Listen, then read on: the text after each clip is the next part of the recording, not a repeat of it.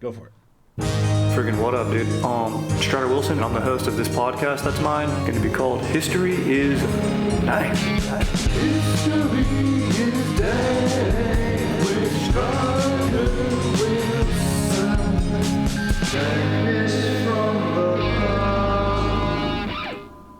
Friggin' what up, dude? Welcome to the final History is Dank ep of 2020 Trace, dude. I'm your host, Strider Wilson. We got Aaron beasting on the sticks. Dude, what's going on, Aaron, dude? What up? Dude, I'm freaking posted up over here right now, dude. Feeling fired up, a few iced teas deep, even though it's pouring rain here in LA. Feeling that winter weather. Hopefully everyone had a merry motherfucking Christmas. This just got flagged on YouTube. Everyone talking about that. Come at me, YouTube. We're not stopping the history from being shared, dude. Let's go. If you want to try and keep it a mystery, go ahead. The Danktorians are out there. They're finding it. By the way, little solicitous up here up top, but it's a great time to leave a review for the show at the end of the year. Give it, if you feel like that's a 5 stars, give it. If you feel like it's less than 5 stars, holster it. But, just go ahead and just leave those positive reviews. Share it with a friend. Share it with a loved one. Share it with an enemy. It doesn't matter. Just share it. Have fun. Stay freaking stoked. We're getting after it here on History is Dank. And we're talking about, New Year's. I thought about this. I was like, New Year's right around the corner. Last episode, it was just Christmas yesterday. Hopefully you got all the gifts that you wanted. And, hopefully you gave all the gifts that hopefully you lit up someone's face with joy. And hopefully maybe if you had to, you, of course, as I do, pinned your dad. And by that, I mean, I came to your house and pinned your dad. Okay? That's my gift to you. Okay, if your dad's nimble, I'm pretty long, 6 tray. I can get in a wide base. I can drive him. I'll truck drive him straight into the tree. I'm not afraid to break some ornaments here, even the sentimental ones, and put them on the ground and make him say he loves me.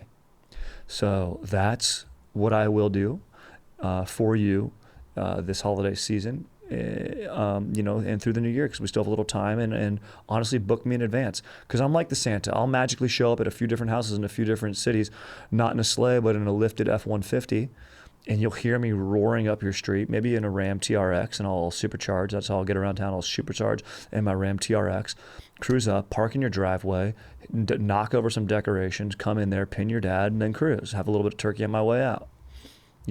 Instead of like Santa leaving out a milk and cookie and a little carrot, leave me out some, Metrix protein powder or muscle milk, and I'll shake it up and cruise. Okay? It's a great holiday service. You know how they have that? Like, what do they call those? Christmas grams, or a caroler shows up at the office and sings someone a carol? Yeah. What do they call that? Is it like a candygram? Candygrams, yeah. Yeah. Yeah, this is going to be called a freaking pin your dad's assagram. Okay? a gram on the ground. Okay?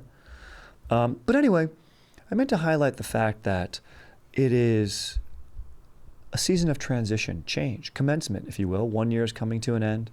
Another year is beginning. New Year's always overrated for me. Don't really like it. Today is a year from today last year, so whatever. Don't care.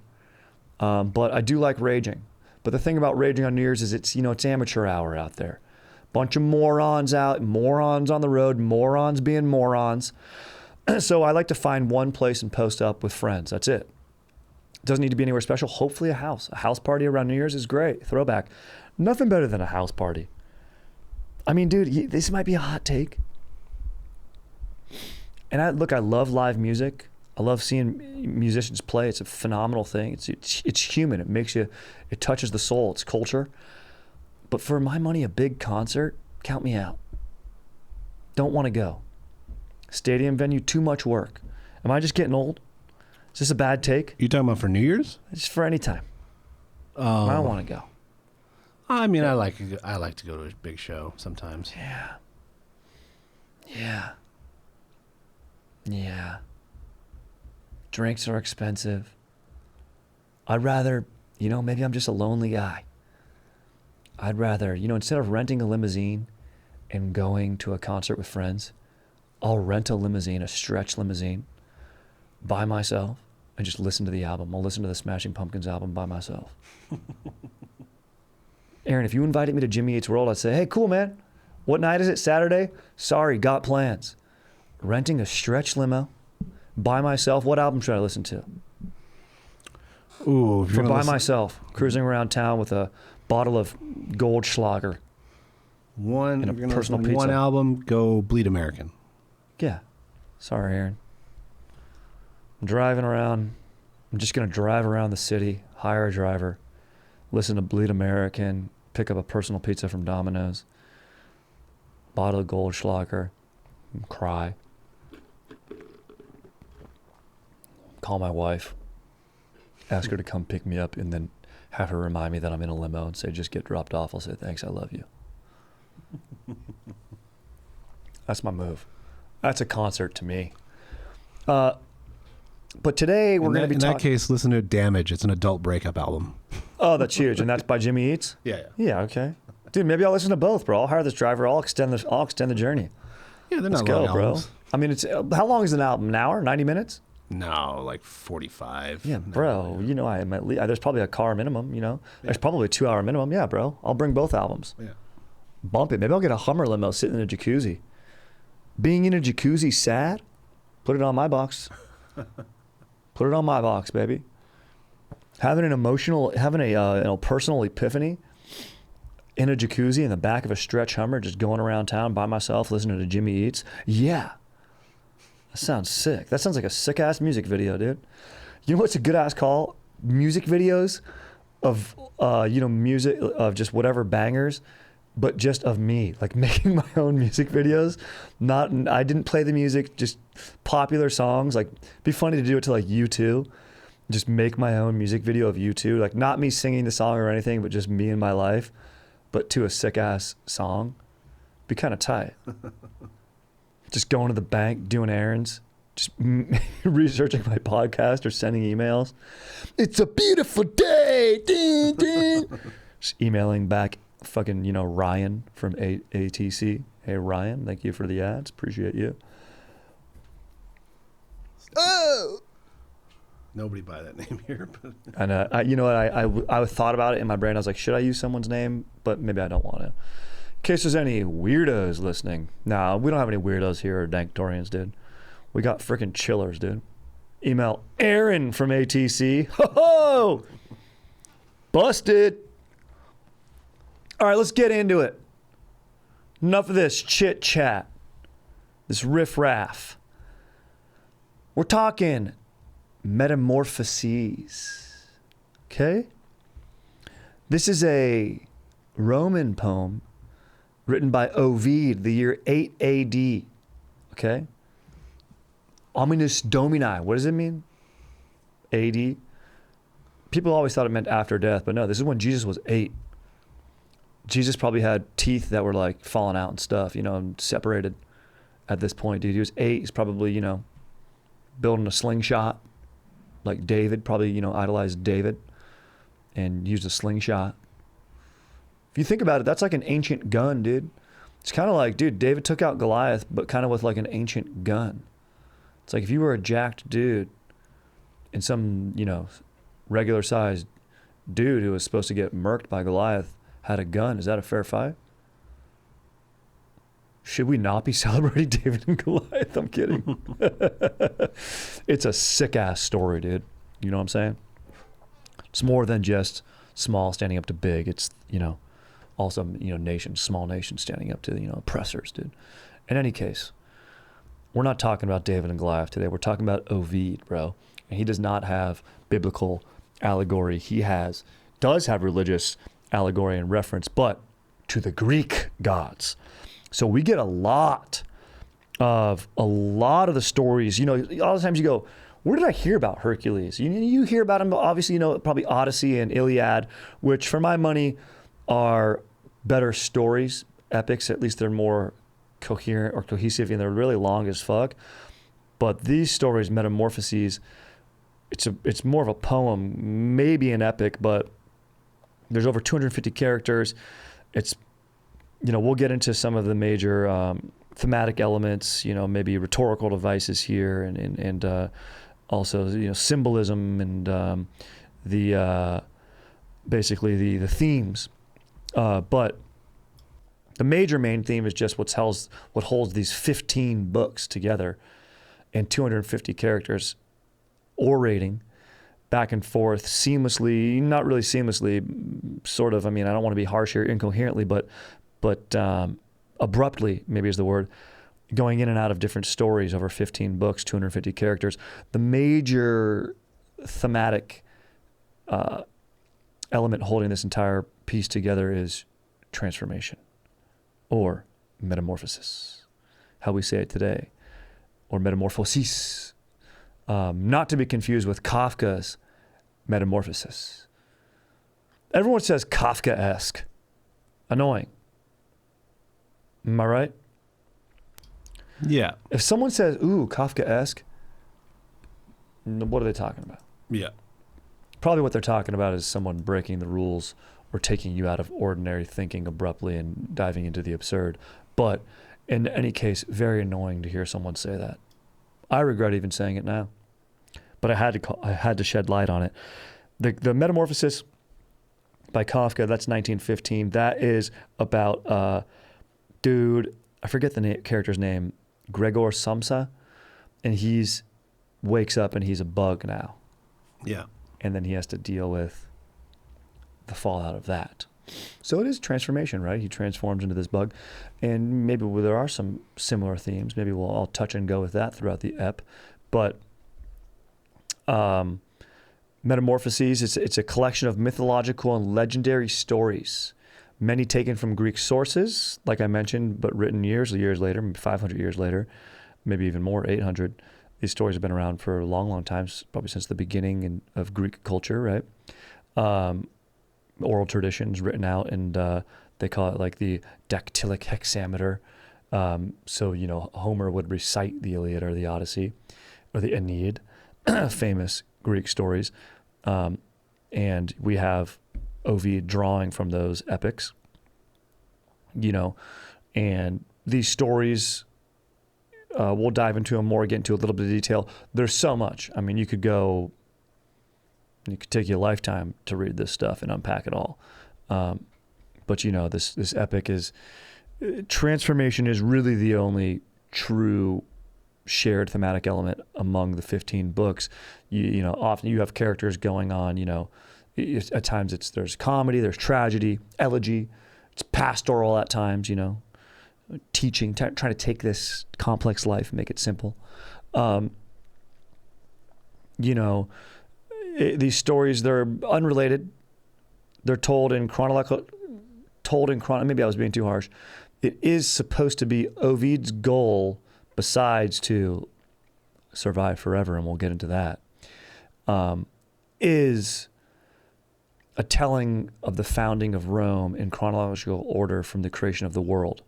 The first metamorphosis, chaos into order. So, in Ovid's time comes up to the death and defecation of Julius Caesar, right? That's the final transformation. That was his time. So, and a lot of times the transformations are very literal, like, for instance, you've got a character, Diana, turns into Actaeon. So, Diana turns Actaeon into a deer. Juno changes Callisto into a bear. All right. These are just people being turned into animals. Very literal, right? Easy to interpret there. Sometimes a little more subtle. It's transformations. Okay, maybe we'll highlight an essential quality of the transformed person or animal. Jupiter turns Lycaon, Lycaon. That's where we get the word lichen or werewolf from, actually. Yep. Lichen into a wolf. And this is because Jupiter's responding to Lycan's bloodthirsty, wolfish character. So little subtler there, but still, pretty on the nose, even though this was, the first time I guess it was done. You have subtler yet. You have Pentheus' transformation is figurative, fully figurative. His mother and aunt hunt him down, not because he's actually an animal, but because they perceive him as one. So a little more subtle there. Also the worship of Bacchus. He morphs the women's mindsets. Okay, this is where you have the Bacchanalia, famous, in honor of Bacchus. Very, to our 21st century lens, a depraved sort of celebration would be the, it's a sexual act, but also the killing of an individual. I thought you were going to say the famous buffet at Caesar's Palace. Also can be quite grotesque afterwards. Yes. The famous buffet. Crab legs followed by Apple Jacks. So you have these literal to very figurative transformations. In any case, you have transformations taking place. There's many themes in this story. And if you're wondering, Strutter, are you going to get into this? You're going to talk about the story? We are. We'll get into it. We'll briefly go over it because I said it's a lot to unpack. But themes, this is the more important stuff. Why do we read? What are we drawing from this? How about this? The power of art, bitch. Okay? Ovid suggests that art enables people to transcend suffering. So only through art can suffering be subdued. Transcended even, really. He condemns characters in his works, in all 15 books, who do not appreciate or cannot create art, and praises those who do. You can't be a friggin' Philistine, dude, okay? Should I say Philistine instead of bitch? Friggin' Philistine. What up, Philistine? Take that, Philistine. Like, if I win in fantasy football, am I going to text, how's that feel, Philistine? Or just Phillies or something. You're right, because it's got to have the one syllable, kind of. Phillies too, but Philistine, 3 syllables? No. Yeah, Schmoll, 1 syllable. Bitch, 1 syllable. Cuck, 1 syllable. Cuck's complimentary, though. I admire guys who want their wives to get pounded by skilled lovers. I admire that. Sticking a schmoll, sticking a bitch. Cuck's a compliment. Daedalus escapes his prison in Crete by creating wings. Daedalus is a sick-ass inventor. By the way, I read this book, Circe. I forget the name of the author. It was awesome. It's a really fun, Circe the witch, maybe I shouldn't say anything of what she is because it kind of is revealed in the book, but a daughter of a Titan. And she has her famous island. And her story, obviously, she interacts with a lot of famous characters from Greek mythology and otherwise, but through, of course, her lens and perspective. Really a cool stuff if you want to sort of have like a nice entry level and fun way into Greek mythology. I'd pick up that book, Circe. Really, really good. In any ways, Daedalus plays a good role in that. He's a great inventor. Also, what's fun about Greek shit is a lot of the words in English and a lot of phrases that we use is what it's coming from, like lichen, right? Much of it comes from ancient Greece, which is pretty cool to go back and know the origin of these things. Philomela, I'm terrible at pronouncing these words. It's all Greek to me. Welcome to the comedy podcast. Her literal prison and metaphorical prison of her speechlessness she embroiders a message, and therefore she's able to escape her peril. Pygmalion creates an ivory statue so lovely and accurate that it comes to life. Okay, that breeds life, literally something that comes from stone and earth. Art creates life. Ulysses defeats Ajax's brawn by developing the art of rhetoric. So he appreciates the gift of speech, eloquence, oration. Oration is huge in this. Also, selfishly, here's the artist. Ovid, the poet himself, puts himself in the same class as his artistic characters. In the last lines of the poem, he states that he will escape the misery of death by living on forever in his artistic creation, the true Metamorphoses. So perhaps that's what this all is about. This is about feeding ego. Wow, dude. Unreal. So this guy wrote 15 books as a prank. Just made you read that shit, dude. Just made it so big and prolific and just everything. Honestly, it doesn't even make sense.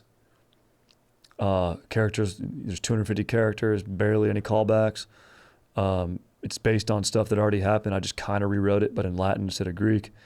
And yeah, it's a poem, so I can get away with whatever. And now on Strider Wilson's podcast in the year 2023, not 2024 yet. So actually, I'm going to vow to never say Ovid's name again, even though this podcast will live on forever. Maybe this podcast is my way of defeating death, dude. Digitally, dude. Pump it out there. So, wow, Ovid. We'll get into a little more on him in a bit. Major theme, the sadness of love. When you're cruising around in a limo, listening to Bloody American, what is it? Bleed American. Bleed American. But then you said there was a better album even too.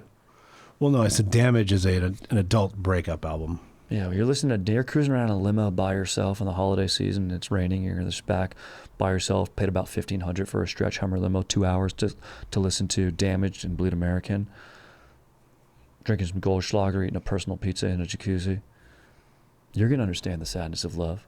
You can either do that or you can read Ovid, because the male gods. Here's the thing. You read these Greek poems, they're very violent. They're very and sexually violent. Tons of brutality, gods morphing, trickery, tomfoolery, a lot of stuff that makes you go, yikes.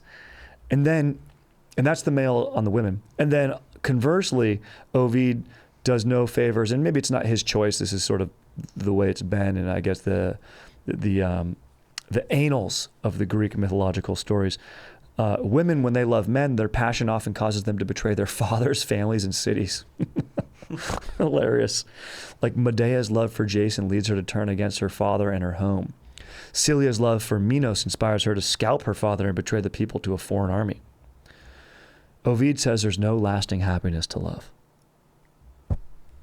At least that's what his art says. Less bummer-wise, storytelling as a theme. Okay? Metamorphoses is a collection of stories. It's basically what it is. And it's stories within stories within stories. It's a dude playing a dude who's a dude. Ovid plays with many narratives that would have been familiar to his audience. Trojan War, Ulysses' travels, Aeneas' founding of Rome, of course. Takes these narratives as a starting point and then reverses our expectations or stresses a surprising aspect of familiar tale. Ovid's narrator is not only or even the primary storyteller, he often hands the reins to other characters who are also embedded in these stories, which means that characters within these character stories tell their own tales. Kind of cool, little confusing. In classic Greek poem, you have the cunning from the Odyssey, what's his name? The king, Odysseus, the unreliable narrator. So he has perspective. You're going to learn through the story. This guy, he is flawed as well. So it's a very, a well-utilized rhetorical device. And then right along with storytelling is speaking and not speaking. So characters like Orpheus, or where we get an orifice, right? Your mouth to speak. Or Ulysses survive and triumph solely because of their powers of rhetoric. Their ability to speak. When a character is transformed and he can no longer speak, like when Jupiter turns or Diana turns whatever character into the bear or the deer, you can't speak anymore. Your power is gone when you become an animal. Your humanity is gone. Speaking is human. And then if you're a great orator, then that's art now. So when characters are transformed and can no longer speak, they are often doomed to death. On a literal level, characters like Callisto or Actaeon are susceptible to disasters that could have been averted through speech. Callisto cannot pray to the gods for help. Actaeon cannot call of his hunting dogs when he needs help. On a metaphorical level, the loss of speech erases one's identity and makes death inevitable. It's a true artistic thing. I mean, think about it. When anyone's trying to take over or control speech and free will and control the narrative, you die. Controlling the narrative is huge. It becomes running a country, being a person, art, characters within art. When the character can no longer express themselves, they no longer have a way of existing in the world. Only those characters who can find an alternative way of communicating, remember the tapestry or creating a statue. So speaking one's voice isn't just vocal. Your voice can also be your hand, creating a tapestry, creating a statue, like I said, a painting, having an idea and an invention if you're Daedalus. your voice, your perspective, your humanity. Philomela may lose her voice, but she saves herself, at least for a time, by devising a new way to speak.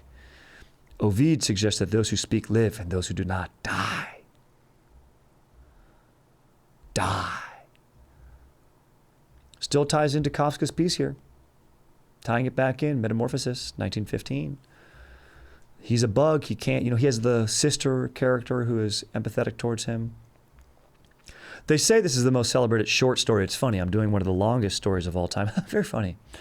I'm doing one of the longest stories of all time, Metamorphoses, 15 books, but then also the most celebrated short story of all time. Perhaps Metamorphoses, Kafka. When Gregor is transformed into the insect's vermin, he loses his ability to communicate, therefore his identity, and eventually he's forgotten and ultimately dies. I give it away. But the devil's in the details. You should still read it, and it's a short story. What's your favorite short story of all time, Aaron? Metamorphosis got to be up there. Mine's The Most Dangerous Game. There's one called Harrison Bergeron by Vonnegut. That's really good. Love Vonnegut. Oh, yeah. Welcome to the Monkey House. Vonnegut's got a great book on short stories. I mean, there's a bunch. Obviously, there's a bunch of Stephen King short stories that are really good. Like, obviously, the ones that became the Shawshank Redemption, literally the Shawshank Redemption. Yeah, I always Rita forget Hayworth he in The wrote Shawshank that. Redemption. It's amazing, dude. He's so awesome. Yeah. Yeah, The Body, which became Stand By Me. Oh, great story. Yeah, Apt Pupil. The Secret Life of Walter Mitty is good. Yeah. Flowers for Algernon, huge bummer. Secret Life of Walter Shitty. Remember that movie? Only had one good scene of him freaking longboarding down that sick ass desert road to like, forget what song it was. I think it was the Yeah, I just remember seeing the Broken trailer. Social Scene. I saw the trailer 1,000 times. It was before every movie. Trailer ripped. There's a few movies that are like that where the trailer rips. And in the movie you're like, what? A few movies like, no, it wasn't. What's that super indie band? Arcade Fire. Arcade Fire. Yeah. You use a good song. Like, I think the movie, maybe it was Wimbledon or something like that. Not a great movie, but they used that Peter Gabriel song in the trailer. Mm-hmm. So sick. Ding, ding, ding, ding, ding, ding. Oh, it's a great Peter Gabriel song. Salisbury Hill. Salisbury yeah. Hill. That's in a bunch of trailers. Climbing up on Salisbury Hill. Ding, ding, ding, ding. Be my name. I'm listening to that on the way home. That's a great song. I haven't thought about that song in a minute, dude. So good. What's the one that he's got about like being in a car? Is that song? It's like, in your eyes. Yeah. The light, the heat, your eyes. I am complete. Yeah. Dude, go listen to some Peter Gabriel, dude. For my money, and I'm talking about voice and artistic ability, music from the guy who doesn't want to go to a concert. I'd rather watch trailers. Make my own trailers. All right, so what's the basic plot of this story? Let's get into that. But before we do, real quick, gotta give a shout out to our sponsor here, DraftKings Casino. Unwrap the first of many presents this season with the house from DraftKings Casino. With hundreds of games, prizes, and promos, DraftKings Casino has everything on your list. Right now, new players who play $5 get $100 instantly in casino credits. What are you waiting for? Cozy up with all the classics like slots, blackjack, and roulette, or play exclusive games you'll only find at DraftKings Casino to feel the holiday cheer all season long. You know when I'm stepping into the casino, I'm loving blackjack. When blackjack's not hitting for me, I switch over to roulette. And honestly, a lot of times I start on roulette just to get a feel for the night. And I cannot wait to try these games out on DraftKings Casino. And the slots, it's fun. It's fun. Had a layover in the airport with my wife, playing the slots in Vegas. Fun in the airport. And I'm trying to book layovers to go play those slots in that Vegas airport, but now I don't have to with the DraftKings Casino app. It's right there, super easy. So download the DraftKings Casino app now and sign up with promo code DANK and play $5 to get $100 in casino credits. That's promo code DANK. only at DraftKings Casino. The crown is yours. Gambling problem? Call 1-800-GAMBLER or visit www.100gambler.net. In Connecticut, help is available for problem gambling. Call 888-789-777 or visit ccpg.org. Please play responsibly. 21 plus, physically present in Connecticut, Michigan, New Jersey, Pennsylvania, West Virginia only. Void in Ontario. Eligibility and deposit restrictions may apply. One per opted-in new customer. $5 wager required. Max 100 in casino credit. Award which requires that means one times play through within 7 days. Terms at casino.draftkings.com/holidays on the house. Restrictions apply. Did it okay right there. I did it okay right there. Baby. Here we go. So Ovid begins Metamorphoses by asking the gods to help him trace the origins of the world and its development up to his own time. Pretty annoying by him, in my opinion, to put himself in the beginning of the book asking a god, I need to ask the gods for help in my own poem and reference that. It's like, dude, we know it's your fucking book, bro. You wrote 15 of them, okay? So the development of his own time, Caesar, Augustus' reign in the Roman Empire. Ovid then explains the universe used to be a jumble of parts making up a single face. This is where we get the term chaos from. The gods separated out the elements, setting the heavier ones down as the earth and dissipating the lighter ones as air. They created landforms, animals, and weather. Finally, they created man, a creature with divine attributes who could hold dominion over other animals. After this initial creation, the world develops naturally through the 4 ages. These ages are the Golden Age, the Silver Age, the Bronze Age, and the Iron Age. With each age, human beings become more corrupted as they start warring with each other and abusing their power over the earth and animals. Fed up with this corruption, the gods led by Jupiter, Zeus, Jupiter in Roman, Zeus in Greek, flood the earth, obliterating everyone except 2 devout survivors. So it's interesting. We also have this in the Bible, this great flood. Water, purification, metaphor, symbol, what up? Deucalion and Pyrrhia. These two survivors, having humbly asked for instruction from the gods, throw stones over their shoulders that metamorphose into a new human race. The world is purged again when Phaethon steers Phoebus's fiery chariot astray, setting the earth on fire. But that's later. All of this before Jesus is born, year 0. This is 8, okay? This is year 8 that Ovid's writing this in. But you have all these things, a lot of similar biblical stuff going on, right? The world slowly redevelops after the fire. Many stories ensue, most of which end in metamorphosis, of course. Jupiter has several affairs with mortal women, incurring Juno's wrath, his wife, causing her to transform his mistress. In one such affair, Jupiter kidnaps Europa. That's where we get the word Europe from, dude, the continent Europe, what up? Causing her brother Cadmus to set out looking for her. You know, these are all just narratives that happen in the different books. We can't find her. He gets instruction from the gods to sow dragon's teeth in a particular place. Very interesting. These teeth then transform into people, creating for a new city. So born in the female nether area. This place is called Thebes. You've heard of it. Later, Jupiter sleeps with Cadmus's daughter, Semele. A furious Juno arranges Semele's death, and Jupiter snatches the baby from her womb, who later becomes the god Bacchus. We heard about Bacchus. Those who refuse to worship Bacchus are punished by him, while Bacchus' relatives are punished by Juno. So it's tough. The gods, they're jealous. They want loyalty. They need love from the people. But love is pain. Love is torture. We see a lot of this in Ovid's stories. Several stories happen. You got Minerva. We heard of her. Tons of transformations happen. Basically taking us to the end of the Trojan War. After the Trojan War, we have Aeneas' travels around the Mediterranean until he arrives in a city in Italy. There he engages Turnus in a war and eventually wins the kingdom. At this point, Venus convinces Jupiter to make Aeneas a god. Several generations later, one of Aeneas' ancestors unjustly seizes a city that Romulus then retakes and names Rome. Okay? When Romulus and his wife, Hersilia, are made divinities, Numa becomes king of Rome and instructs himself in the teachings of Pythagoras. What up? Pythagorean theorem. What up? A squared plus B squared equals C squared. What up? After, we got some other shit happening. It's fine. Yep. Venus foresees that Julius Caesar will be betrayed by a murderer. This is written. She seeks to change his fate, but Jupiter reminds her that the gods cannot alter fate. So Venus must make Julius Caesar a god while Caesar Augustus rules Rome. Ovid ends the Metamorphoses by praying that Caesar Augustus will rule for a long time, asserting that his writing, unlike everything else that decays, will last for eternity. Skip yourself. Save yourself the time. You just read Ovid. You just did the book on tape.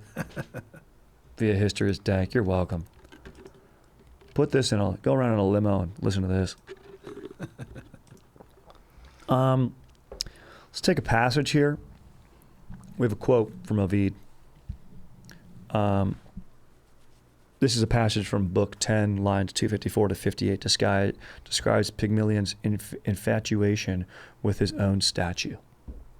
Self-love here. Chose this because Ovid has self-love. Also, I enjoy the drill factory, which is a form of self-love. Often he lays on the work of his hand to test if it is flesh or ivory, and he does not concede that it is ivory. He kisses it and thinks it kisses him back. He speaks with it, embraces it, and even feels that his fingers sink into its limbs and fears to turn them black and blue. In the ancient world, conventional wisdom held that the best art replicates nature almost perfectly. Classical art, right? The statue of David. Giant, jacked statue. Yep. Although David was supposed to be little. Talked about this with Goliath. To some degree, the story of Pygmalion holds to this wisdom. Pygmalion's statue mimics the female form so exactly that he mistakes it for a real woman. Guess what? He bones that thing. Indeed, the statue transforms into a real woman. So his artistry is so successful that it can't remain mere art. It must become life. At the same time, though, the story of Pygmalion may reverse the conventional wisdom. We could argue that his artistry actually exceeds nature's greatness, that the statue comes alive because nature longs to embody it. Elsewhere, Metamorphoses, Ovid makes the reversal more explicit. In Book 3, there's a grotto so beautiful that the narrator says it must be nature's imitation of art. There is similarly gorgeous grotto in Book 11. He says he does not know whether nature or art created the grotto, but if he had to guess, he would say art. For Ovid, art transcends nature. Ovid, interesting dude. You know, he grew up wealthy, prolific writer. You know, work of poetry mostly written in the form of elegiac couplets influenced many of the great authors throughout history, including Chaucer, Milton, Dante, Shakespeare, Gautier. Beloved by people of Rome, he made the tragic mistake of angering Emperor Augustus. It's kind of why he, maybe at the end of his poem, he's like, dude, Augustus should rule forever, bro. It's fucking chill. It's because he gets boked, bro. He gets exiled. Remember we talked about ostracization in ancient Greece in the previous episode when we talked about who was the most worthiest dude of Rome, dude? Fucking Aristides, the worthiest dude of Athens. You know, Ovid, he gets boked from Rome. Fucking A, dude. Sorry, I just lost my spot here. So his poetry, he gets kicked out for his erotic poetry. So Augustus was running on sort of a make Rome great again type model. And something that, you know, he was saying, you know, Rome lacks morals, something that Cicero, who Augustus famously had assassinated. Now he's like, no, Cicero had a good call, though, on lacking morals. We need more morals. Basically, it's like do as I say, not as I do type stuff. So especially reaching into people's home, their religion, marriage bed. Unfortunately, Ovid did not believe these reforms affected everyone equally. So he was calling out hypocrisy here. So he wrote, and people say that he also maybe had relations with the emperor's wife, Livia. He even spoke of her in her poetry. And he talks about her use of cosmetics. He said that she was too busy to pay much attention to her appearance despite having a staff to watch over her wardrobe and even a masseuse. So he's like, oh yeah, no, because they would say, oh yeah, I don't need poetry. She's like, I don't use cosmetics. And Ovid's like, yeah, no, you don't. That's true. You have a staff that uses it for you, puts it on you. So basically saying, what up, Also, maybe he was jealous. They probably boned. Who's to tell? Maybe just the Greek gods can let us know that. It's between Ovid, Livia, the gods, and maybe Augustus. In any case, you got to like the guy that he didn't shy away, and he was going to use his voice. So he did put, he put his money where his mouth was, bro. He's like, look, I'm going to write about what I'm going to write about. If you want to boke me, you're going to boke me. And luckily Augustus decided not to kill him because, it was just the right play to exile him. He's like, look, those aren't the ideals we're looking for. It's because of that salacious poetry. Not what you said about my wife, but really that's what it's about. But really this is this salacious poetry, which, I think is bad for Rome. So get out of Rome. You're lucky I don't kill you. So he can still look like a good guy. Smart play by Augustus. Smart. In any case, Metamorphoses. One of the 100 most influential stories on man. All of man. Huge cultural impact, affected tons of artists that we all know, adore, at least in any case, get assigned to read in high school. So that's about it, dude. Other than that, dude, freaking just stay stoked. Write a poem. Live forever. It's one way. Affect young minds. The body will cease, the spirit might not. Living on in the minds of men to come. That is one way to survive the ages. I don't know if Ovid did it as well as Achilles. He definitely wasn't as jacked as Achilles. No. So be tight, we have the Achilles heel. Maybe if Ovid was such a good writer, we named a grip of pencil, like the Ovid pencil grip or something like that. Could be sick. Or a little hinge on one of your phalanges. Doctors could have named it that, but they didn't, so sorry, dude.